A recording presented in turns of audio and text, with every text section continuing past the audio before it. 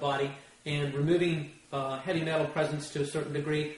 DHLA is the outstanding king of the hill, best form of lipoic acid on the market because it's in its active form. And this is part of the more comprehensive liver gallbladder flush. So there's going to be a liver gallbladder flush 1 and a liver gallbladder flush number 2, and that number 2 is the more comprehensive one. So this is additionally used when you do the more comprehensive liver gallbladder flush. And then additionally is Ashitaba Nano Detox. Ashitaba Nano Detox is a wonderful herb with nirvanic acid in it, which is has some nutritive ability to support the healing of the nerves themselves, the nirvanic acid. And this is an excellent product that we recommend in addition if you can afford to do the more comprehensive liver gallbladder flush. And also is the Heavy Metal Nano Detox. So this is nanonized chlorella. So we all know chlorella has some heavy metal binding powers to hold on to heavy metals and pull it out of the body. But absorbing it through the intestines, because it's a cellulose-based type of an algae, you don't absorb it very well. However, when it's been nanonized, your absorption will increase significantly. So that increases the heavy metal binding powers that the chlorella naturally has in terms of getting it into your body and getting more detoxification effect from it. So this is a heavy metal detoxifier ingredient that frequently is what is causing liver congestion. It's frequently what's causing suppression of kidney liver function, suppression of brain function, because the mercury that's in the body is a result of your silver fillings in your teeth, which most of you that are listening to this, and if you don't know this, the silver fillings in your teeth, the majority of it is mercury. It's over 50% of the metal content in a silver filling is mercury, and that is off-gassing a vapor of mercury into your mouth. You're inhaling it with every breath you take. The amount of vapor coming off of a single tooth is 1,000 times higher than the Environmental Protection Agency says it is safe and allowable for a human to be exposed to. So one tooth is extremely toxic, filled with one silver filling. So most people have anywhere from 2 to 9 or 10, sometimes 14 or more silver fillings in their mouth, which basically should be called mercury fillings, which is off-gassing all this mercury vapor. You're inhaling it with every breath you take, 24 hours a day, 7 days a week from the time it was first put into your mouth, and those mercury ions are being absorbed into the bloodstream and then being deposited throughout the entire body, the nervous system, the digestive tract, you name it, you've got mercury poisoning in your body. Irregardless of hair testing, that's not an accurate test for mercury levels. I did hair mineral analysis for 4.5 years, and no one showed mercury levels in their hair, and they all had mercury toxicity, they all had mercury fillings, and they all had mercury toxicity. So that's not an accurate test. A lot of people have come into the false conclusion that, oh, I've had my silver fillings removed, I did hair mineral analysis, I don't have any mercury in my hair, I'm therefore safe. No, not true. It's stored in the sulfur amino acids throughout your body.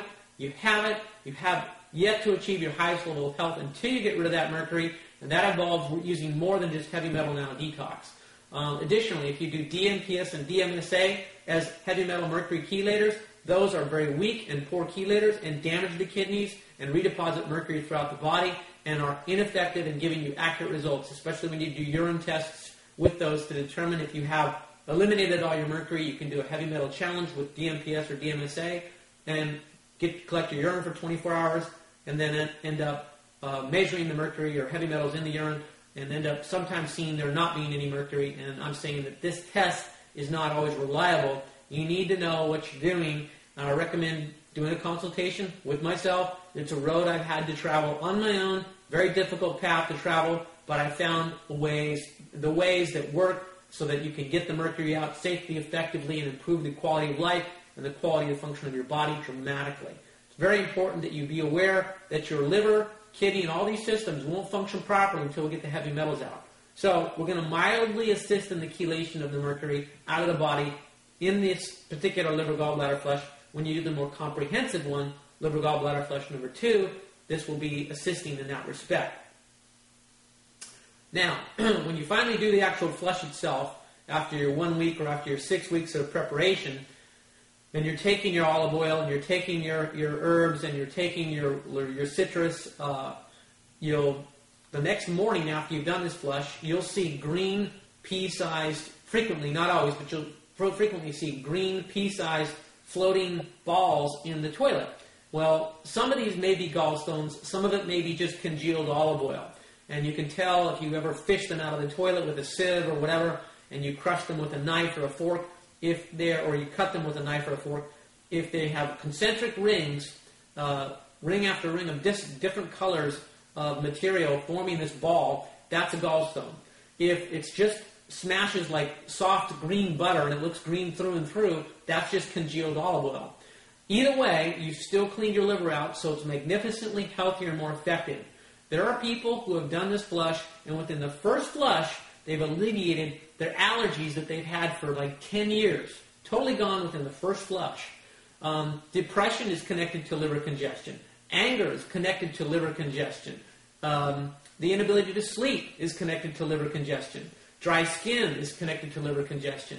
All these things are connected to your liver congestion, and everyone whose liver I've tested in my office through the QRA muscle testing technique, where we go to the acupuncture meridian point for the liver, we test it, it's always toxic, or it's always congested, it's always weak, meaning it's always congested. This is common.